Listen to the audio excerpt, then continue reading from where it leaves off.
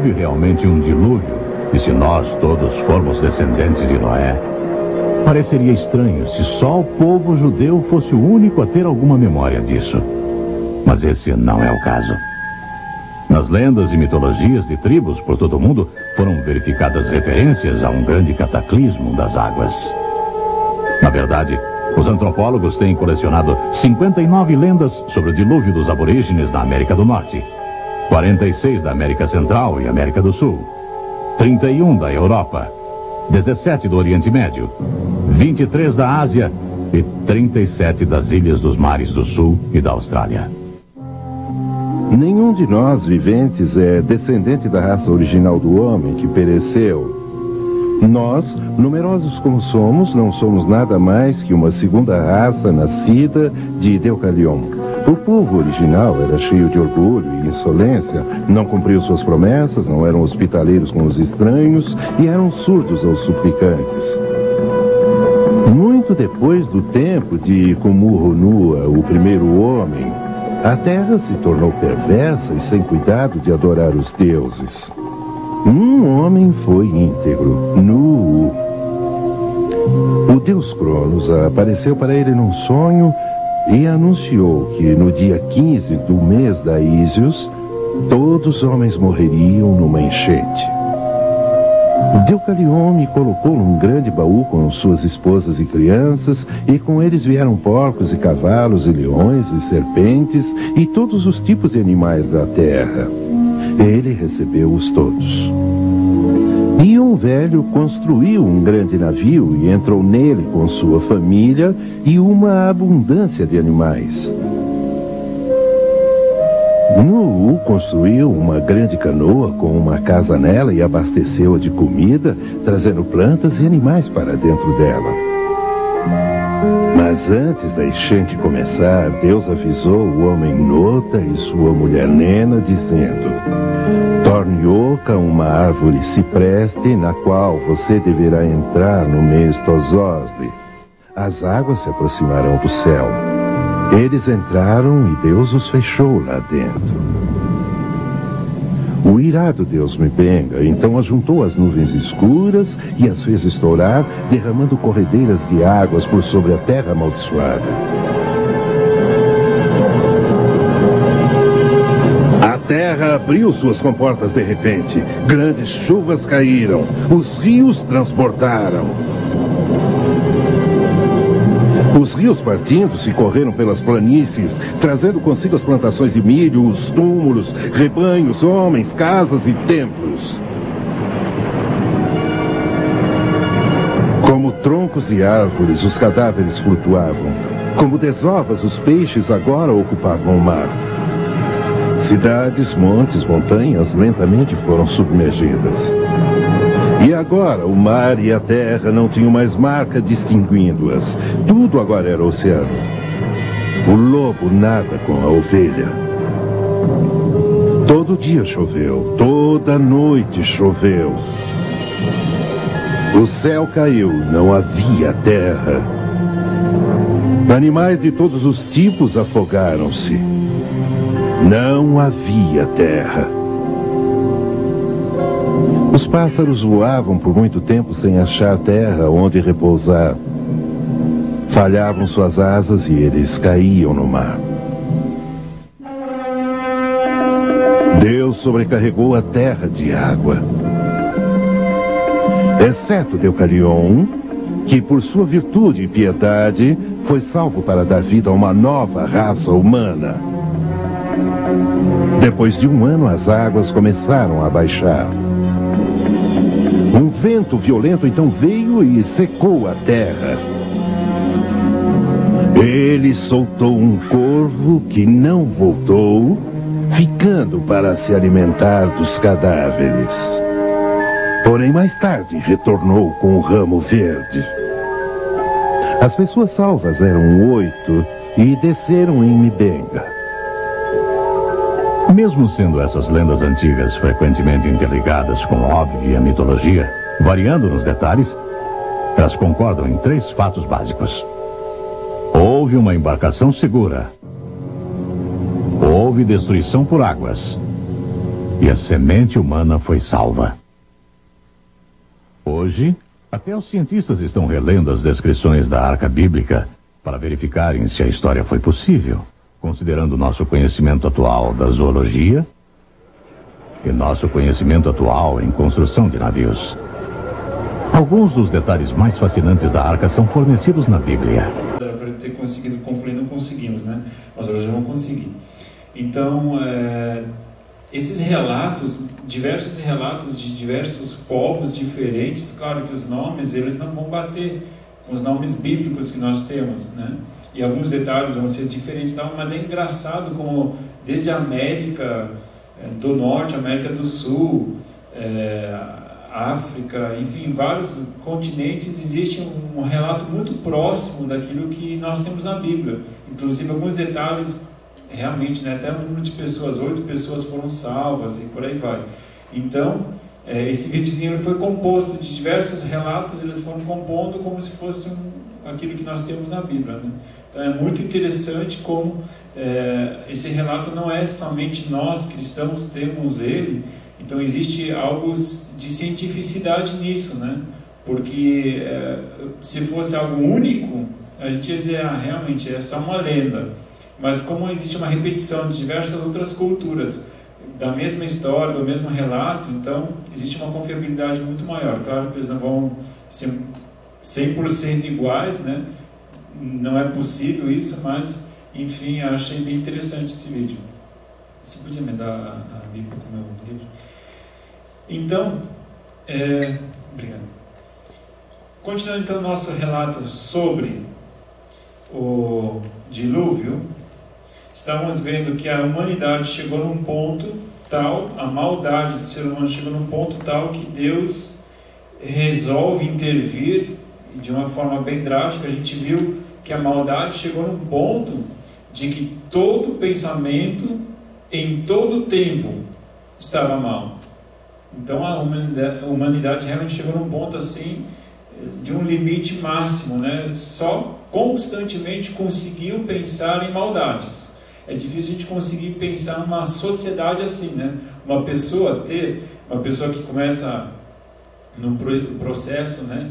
Existe aí os serial killers e tudo mais, né? Que a gente sabe, né? Que eles de repente se trancam num quarto e começam só a maquinar homicídios e coisas assim, né? Uma pessoa pode inclusive começar só a ser negativa, entrar num processo de depressão e por aí vai, né? Agora, uma sociedade inteira se tornar má a esse ponto é algo complicado. Mas enfim, continuando então o nosso relato, a gente vê ele lá em Gênesis capítulo 6, né? A situação na qual a terra chegou. Noé e sua família então entram.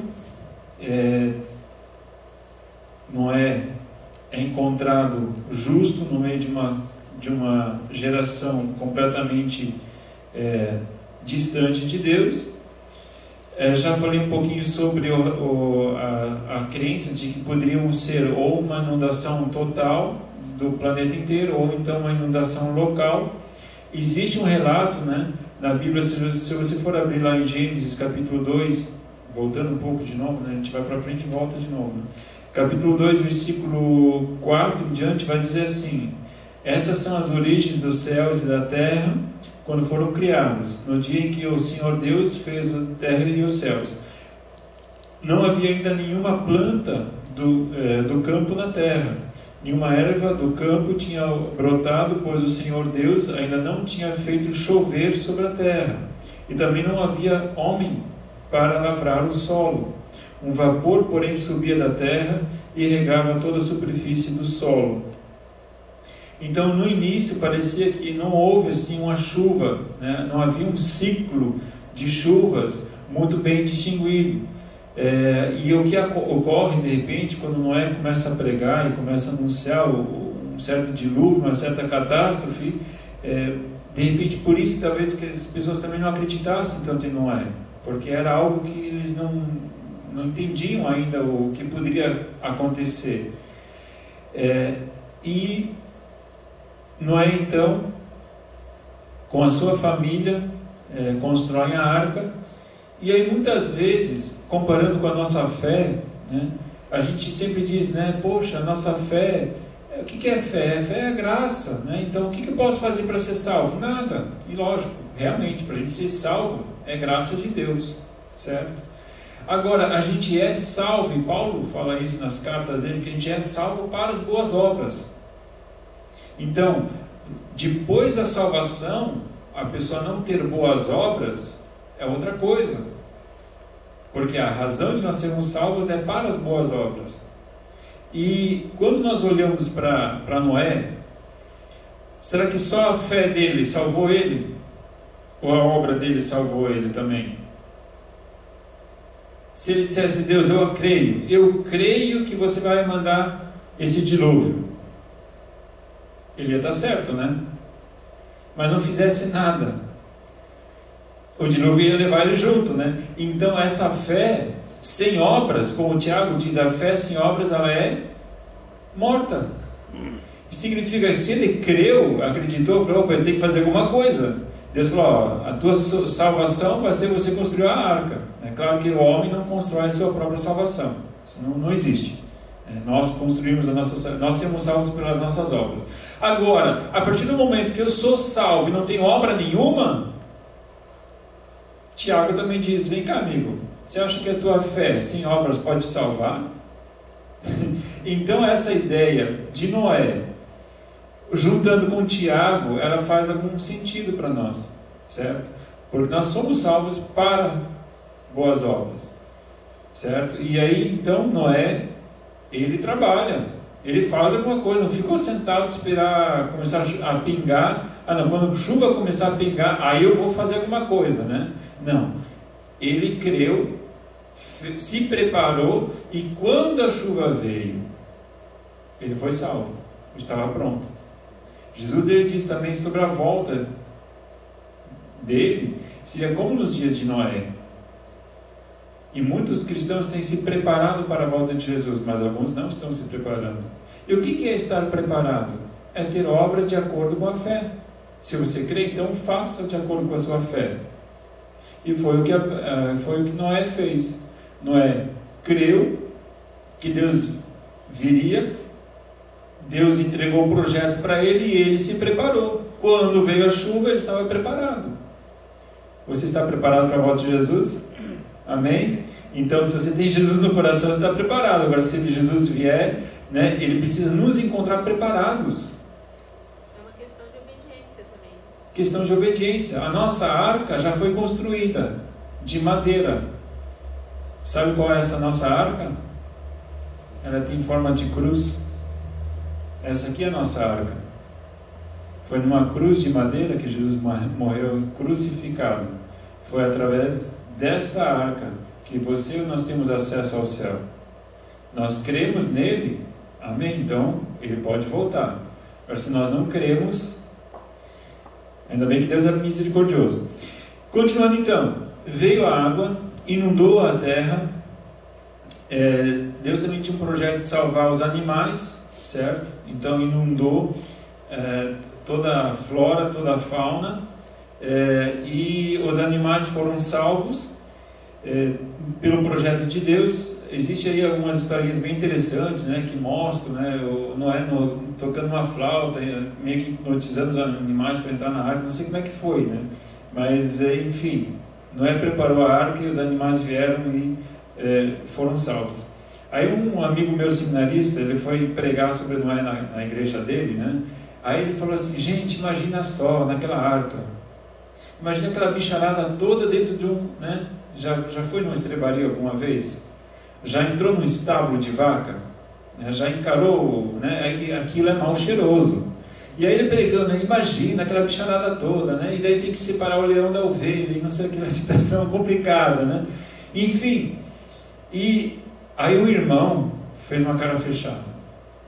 Aí depois do culto veio falar com o meu colega, falou, você imagina pregar uma coisa dessas na igreja? Você não poderia pregar uma coisa dessas. Porque para Noé, na arca, né, mesmo que houvesse sujeira, esterco, deve ter sido um perfume para Noé. Aí eu fiquei pensando, aquela imagem de conto de fadas, né? Eu acredito que os animais eram animais, eu acredito que a sujeira era sujeira, eu acredito que quando os bichos fedeu, né? Noé tinha muito trabalho para ficar limpando. Quem deu comida para os bichos? Ele teve que levar estoque de comida, ele teve que levar estoque, né? E limpar aquela sujeirada toda. Então não deve ter sido fácil. Se para você cuidar de um ranchinho pequeno lá, com 2, 3 vaquinhas, já dá trabalho, então imagina uma arca cheia de bicho. Então, e não foi para um passeio aí de uma semana não, tá? Vamos ver o relato bíblico então,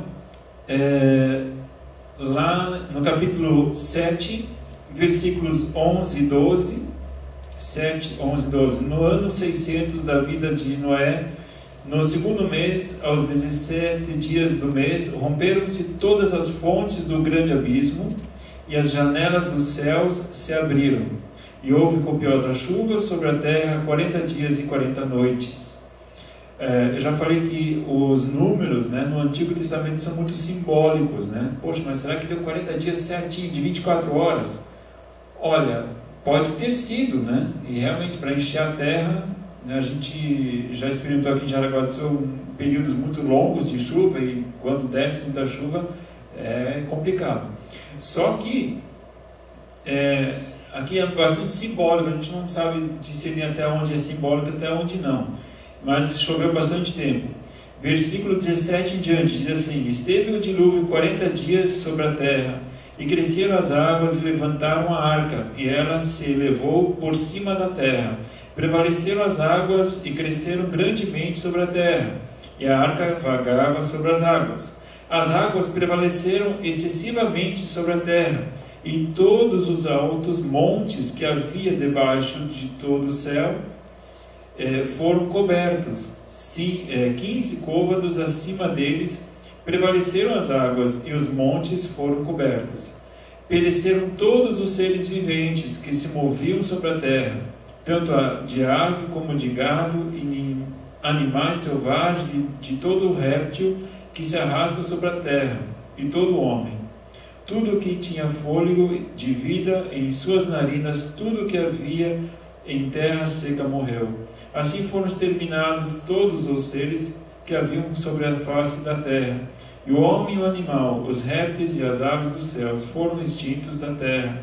Ficou somente Noé e os que com ele estavam na arca, e prevaleceram as águas sobre a terra 150 dias.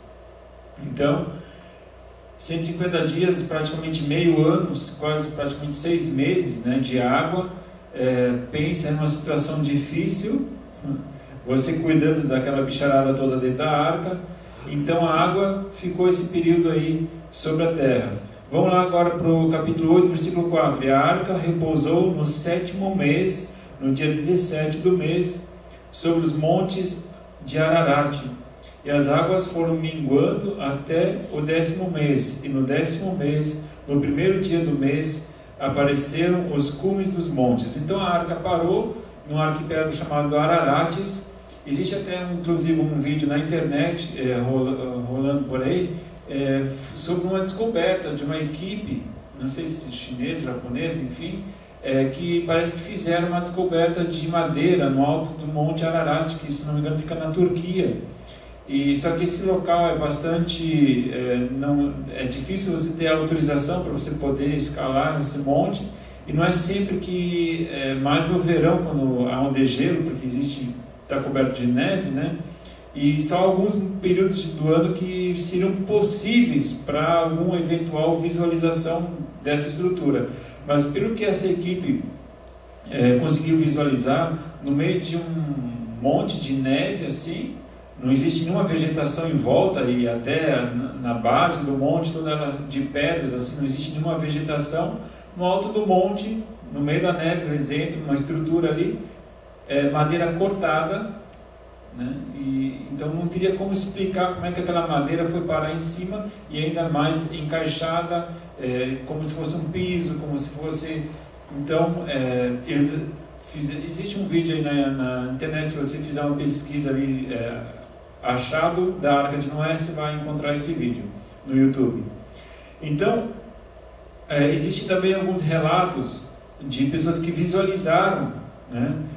Um rapaz que estava sobrevoando de avião ali naquela região, disse que viu algo parecido com uma arca, enfim. Assim que houve algo que Deus preparou, certo? Para preservar a vida. Vamos verificar um pouquinho mais adiante, versículo 17 a 24, a gente já leu? 17, não. Então, a partir do versículo 17, 8 e 17, todos os animais que estão contigo, de todos os seres viventes, tanto aves como os animais domésticos, e todo réptil que se arrasta sobre a terra, traze-os fora contigo, para que se reproduzam abundantemente na terra, frutifiquem e se multipliquem sobre a terra.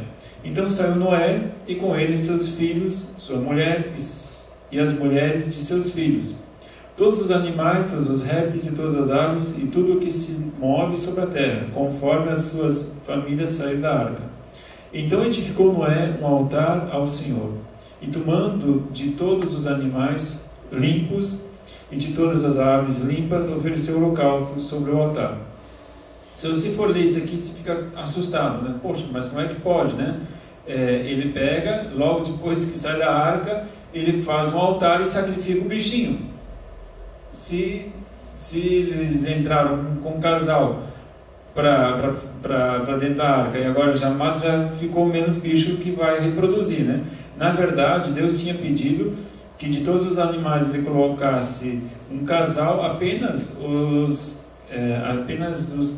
animais limpos ele colocasse mais de um casal. Onde é que está isso agora?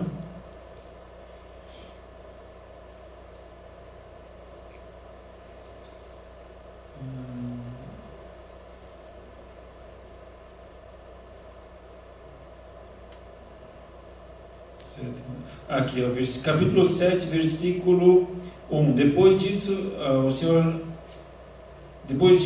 a Noé: entra na arca, tu e toda a tua casa, porque és justo diante de mim nesta geração. De todos os animais limpos levarás contigo 7 e 7, o macho e sua fêmea, mas dos animais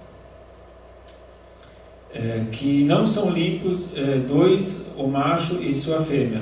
Então, aqui a gente pode verificar que os animais limpos, existia uma diferenciação entre animais limpos e impuros, no caso. Animais bons para o consumo ou não para o consumo, certo? Animais que Deus, ele às vezes até pedia um sacrifício desses animais que ele denominava de puros, né? Esses eram os animais que eram sacrificados a Deus. Outros animais que Deus considerava impuro, esses animais não serviam para sacrifício. Então, dos animais puros, ele disse: esse você vai levar 7. 7 novamente é um número, que na Bíblia a gente olhando, né, seria o número de Deus, número perfeito. Tá? Então, animais perfeitos, animais bons, e aí desses animais puros, a gente pode ver lá na frente que Deus pede, Noé faz o sacrifício desses animais, do animal puro, não de qualquer animal selvagem. Por que a ideia de animal puro? Seria um animal domesticado. Tá? Por que um animal domesticado? Porque aquilo que o homem fosse sacrificar a Deus tinha que ter o quê? Um esforço humano. Porque é fácil você chegar lá, né, lá em casa, às vezes tem uns jacu que ficam voando em volta de casa lá. Eu trato eles com banana, bota a banana no muro, ele vem inclusive em cima do muro para comer. Os jacus são assim gigantes, né? Então eu poderia muito bem armar uma arapuca ali, bota a banana ali, veio o jacu, fechou, pronto, beleza, vou sacrificar a Deus. Se eu tivesse no Velho Testamento, né? Não faço isso. E muito mais a Ibama já ia estar batendo na minha porta. Mas enfim, se eu fizesse um sacrifício de que não me custasse nada, não me custou nada. Custou uma banana talvez para atrair o bicho, mas não me custou nada. Eu não tive que tratar o bicho, eu não tive que, sabe? Que preço eu paguei? Nenhum. Então, o que Deus quer do ser humano é um sacrifício. Precisa custar algo para nós também. Então, o animal puro era um animal que era um animal doméstico. Um animal o qual eu tive que ter um zelo, eu tive que ter um esforço para cuidar daquele bicho. Isso me custou alguma coisa. Então, quando é muito graça, e hoje em dia existe uma graça muito barata, né? Não custa nada, é graça, Deus é gracioso, Deus não exige nada. E lógico, para a nossa salvação, Deus não exige nada para você dizer, você só pode ir se você fizer X, Y, Z. Não. Para a salvação, não. Agora, a partir do momento que nós somos salvos, ele diz, vem cá, você foi salvo, então agora você pode oferecer algo para mim, porque eu já te dei tudo. E eu te dei tudo, como é que você não vai me dar nada em troca? Certo? Então, essa é a ideia de Deus. Poxa, mas Deus já deu para você. Até o animal doméstico foi bênção de Deus. Então, se Deus te proveu de algo, então você tem o que dar para ele. Ok? Entendemos isso, a questão de animal puro aqui. E entendemos também que se ele sacrificou algo depois que desceu da arca, que está tudo bem, não tem nenhum bicho faltando, tá, gente? Não foi ali, a extinção de um bichinho já foi ali, né? Já extinguiu uma espécie. Porque só deu um casal que entrou, depois que saiu na árvore, já sacrificou, pronto, já acabou uma espécie ali, né? Não, isso aí estava tudo dentro dos planos de Deus, está tudo certinho, tá? Continuando então, capítulo 8 a gente viu até o 24, a gente parou onde? Tá, a partir do versículo 21, o Senhor sentiu o suave cheiro e disse em seu coração, não tornarei mais a amaldiçoar a terra por causa do homem, porque a imaginação do coração do homem é má desde a sua meninice, e jamais tornarei a ferir a todos os seres viventes como fiz. Enquanto a terra durar, não deixará de haver sementeira e ceifa, frio e calor, verão e inverno, dia e noite. Então Deus disse, olha, não adianta eu pegar e exterminar toda a face, todo ser humano, porque a maldade já está nele desde a sua meninice. Outra coisa interessante é o seguinte, né? Para ensinar a criança coisa errada, alguém de vocês tem que ensinar a criança a fazer coisa errada? Não? Engraçado, né? E ensinar a coisa certa, tem que ensinar? Mas por que tem que ensinar um e o outro não precisa ensinar?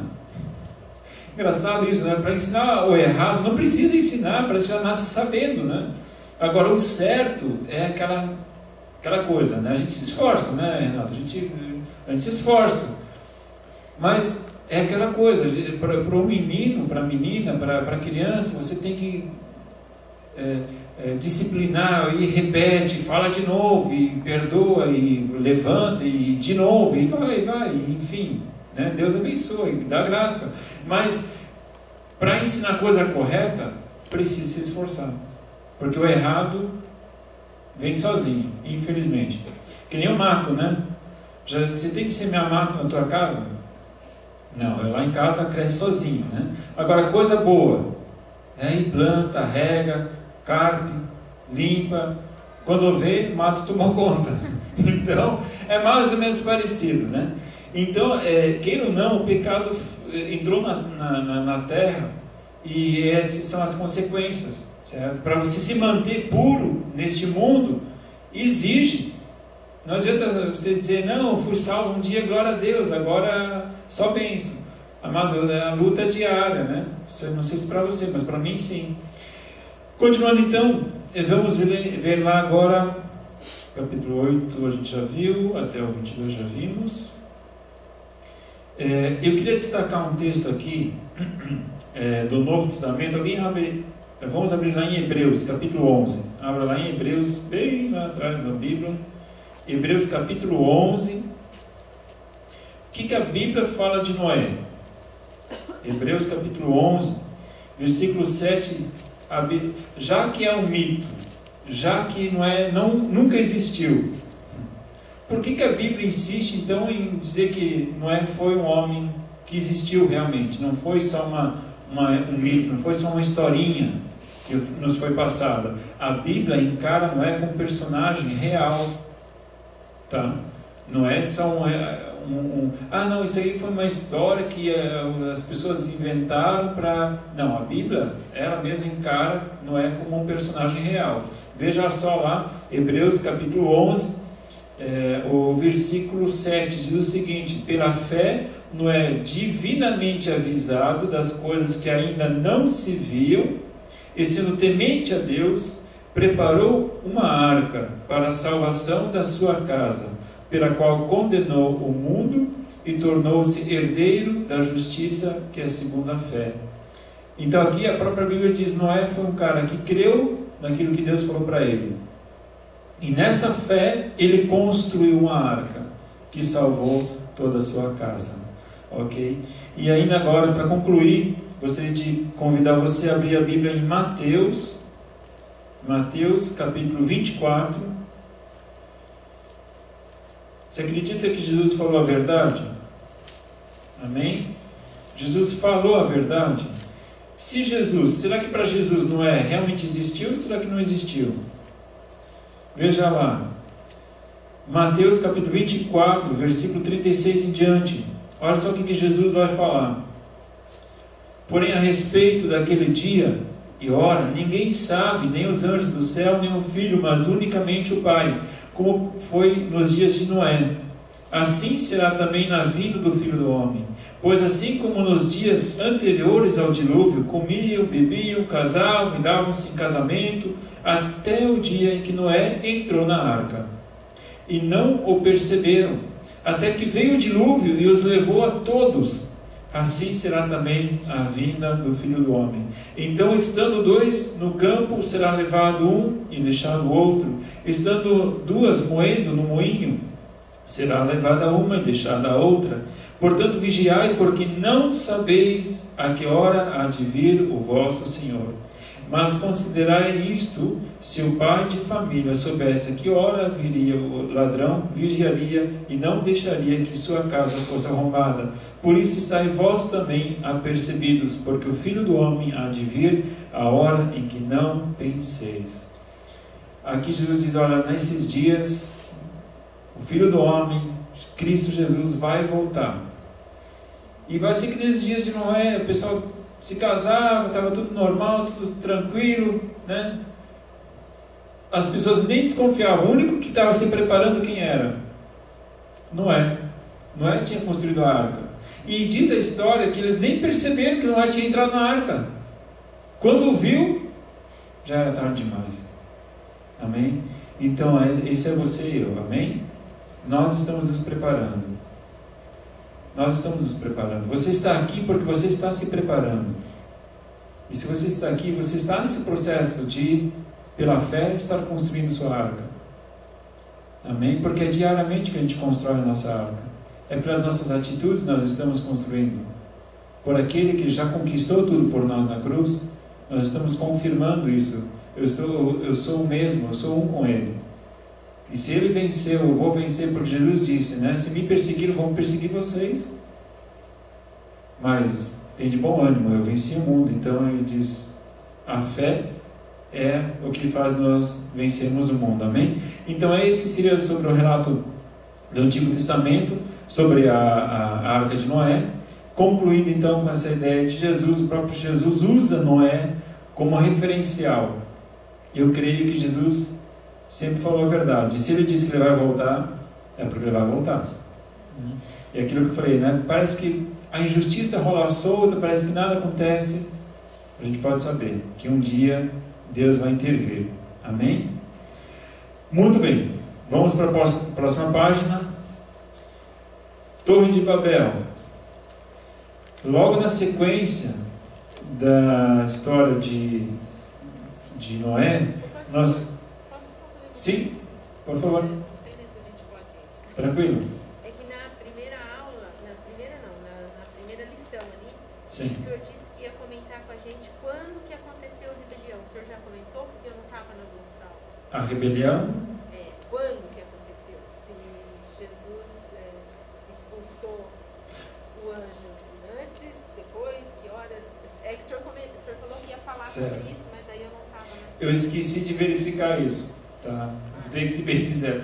Posso deixar para a aula que vem, aí eu tenho que me marcar isso para verificar, né? Tá. Existe aquela teoria de que Deus tinha criado a terra e aí veio a rebelião e Satanás foi lançado sobre a terra, e por isso que ocasionou todo o caos e acabou, até inclusive alguns unem isso à extinção dos dinossauros, porque aí deu uma catástrofe, provavelmente com a colisão de um meteorito, um meteoro na Terra, que acabou levantando, né? Tem toda uma teoria em cima disso.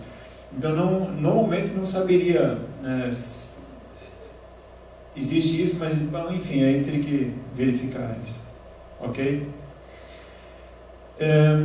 Continuando então, sobre a Torre de Babel.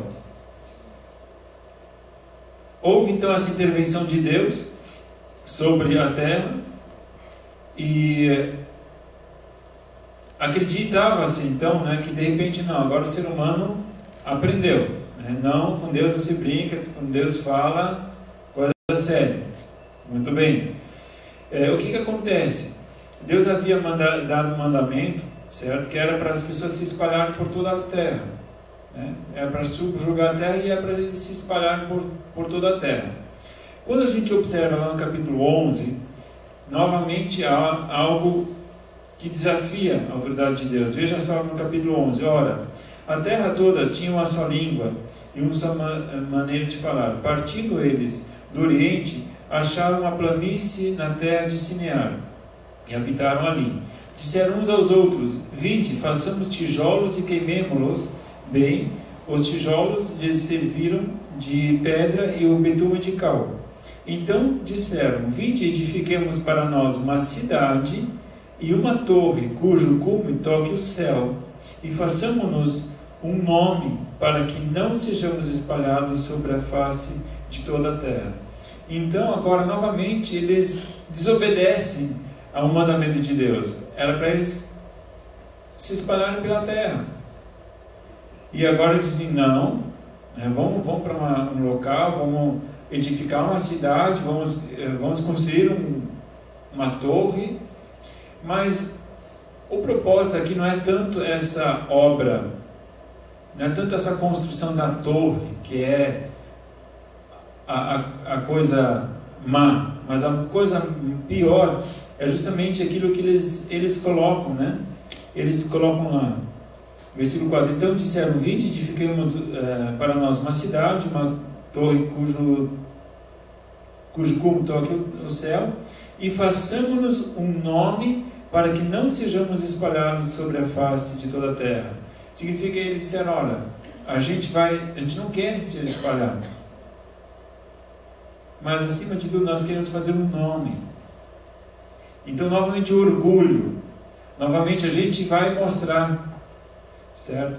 Alguns interpretam isso como se fosse um medo de uma segunda catástrofe, né? Não sei se é essa a ideia, né? De uma segunda catástrofe natural, de uma nova enchente, por isso fazer uma torre tão alta.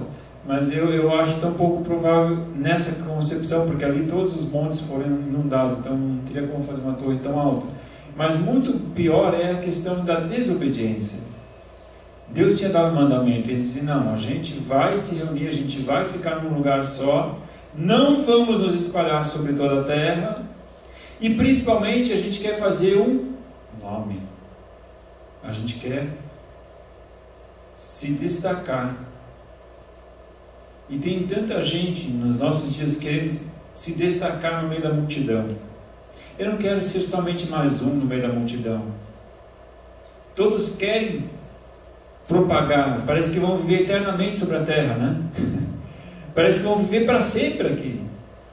Querem se fazer um nome, querem posteridade, ser lembrado. Muitos querem ser lembrados.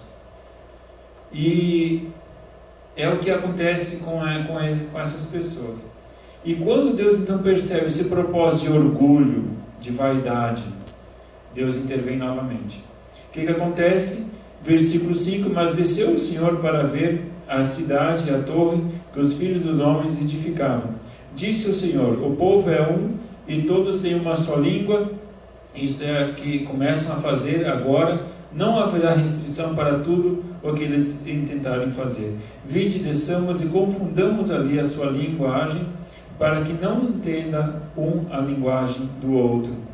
Assim o Senhor os espalhou dali sobre a face de toda a terra, e cessaram de edificar a cidade. Então, aqui existe a origem dos vários idiomas, certo? Até então, Deus falou, poxa, existe uma unidade tão forte entre as pessoas e quando eles se combinam para fazer o mal, quando eles se combinam para desobedecer, eles fazem miséria. Então, o que vai acontecer? Eu vou ter que cortar o mal de novo, vou ter que limitar de novo, novamente vou ter que intervir de uma forma para que, unidos, eles não façam o mal. Parece que há um consenso, um concílio aqui para fazer a coisa errada, para desobedecer.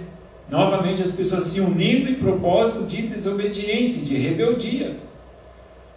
E Deus diz, então novamente vou ter que fazer alguma coisa. Só que como ele já tinha prometido que ele não ia novamente destruir o mundo com água, ele não ia destruir o ser humano, então ele disse, então tudo bem, vou espalhá-los de uma outra forma. Já que eles não querem obedecer, eles vão se espalhar, mas de uma forma diferente. Então Deus confundiu as línguas deles. E alguns, né, na nossa fantasia, às vezes a gente percebe, acha assim, poxa, da noite para o dia, um começou a falar um outro idioma e de repente, né, um não entendia o outro. Eu não acredito tanto assim, de que os caras foram dormir falando uma língua e acordaram falando um idioma completamente diferente. Tá? Eu acredito muito mais, porque essa construção ela não levou assim um mês. Tá? A gente tem que pensar aqui que eles estavam concentrados nessa construção dessa cidade e nessa torre, então, um bom período de tempo. E chegou um momento que não havia mais comunicação, um falava uma coisa, outro não entendia, eu acredito muito mais em um processo de desestruturação dessa sociedade organizada. Eles estavam organizados, de repente se desorganizaram, porque eles não conseguiam mais se comunicar. E então, eles foram migrando, cada grupo, o qual se criou, de repente, os dialetos, enfim, não sei de que forma, mas os grupos então se uniram e começaram a migrar para regiões e começar a povoar outros locais e criar então as suas outras culturas, né, nos mais diferentes locais. Só uma pergunta, que horas temos? Pergunta já com medo, né? 10 para 10. Ok, está quase na hora então. Então, assim surge os diferentes idiomas e Deus então frustra esse propósito dessa construção e eles acabam então frustrados.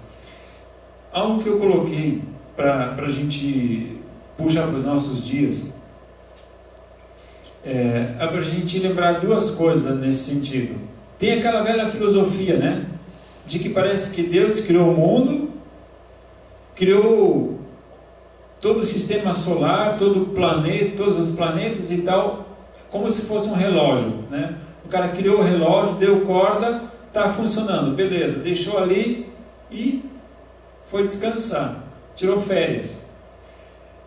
O sistema todo, todos os planetas, eles orbitam, tem uma perfeição tão grande, certo? De segundos, né? De tudo, está tudo equilibrado, né? Está tudo funcionando tão certinho. Para que Deus? Tudo funciona tão bem. E parece que então Deus se afastou da terra e agora está ali como se fosse alguém que criou um viveiro ali e soltou os bichinhos, agora está longe ali, só olhando, vendo o movimento, só observando, como se fosse um aquário com os peixinhos ali, e agora só está observando. Essa história nos mostra de que não é bem assim, de que Deus interage com o ser humano, de que Deus acompanha todo o processo e de que Deus é um Deus presente. Até aqui diz, né, desçamos a terra e vejamos. Por que está no plural? Aqui já existe aquela ideia que nós, os teólogos já colocam como se fosse a presença de um Deus triuno, certo? É um Deus que é um só, mas ao mesmo tempo ele é composto de 3 pessoas, né? Deus Pai, Filho e Espírito Santo. Então no plural, mas existe somente um único Deus, Criador do céu e da terra. Isso vai ficar mais claro lá no Novo Testamento, quando Jesus fala, né? Eu e o Pai somos um. Então não existem vários deuses, mas existe um Deus só, mas se manifesta de 3 formas diferentes. Sobre isso a gente pode falar em um outro momento. Mas o que eu queria destacar aqui é o seguinte: Deus é um Deus presente, Ele acompanha os acontecimentos sobre a terra. Deus não fica surpreso, né? Aqui parece que Deus ficou assim, nossa, mas o que é isso, né? Mas na verdade não é isso. Deus não fica surpreso com aquilo que os seres humanos fazem. Nossa, me pegaram desprevenido, não imaginava isso. Não, na verdade não é isso que acontece. Mas Deus é um Deus presente. E eu acho interessante um fato que eu gostaria de comparar a Torre de Babel, é quando o ser humano ele desafia Deus. Neste caso aqui foi um desafio a Deus. Eles desafiaram o mandamento de Deus. Em nossos dias houve um grande desafio a Deus. E Deus não deixou por menos. Não sei se você com certeza, a maior tragédia náutica, qual foi? Titanic. Foi a maior tragédia, até hoje fazem filmes e tudo mais sobre isso. Qual é a ideia por detrás disso?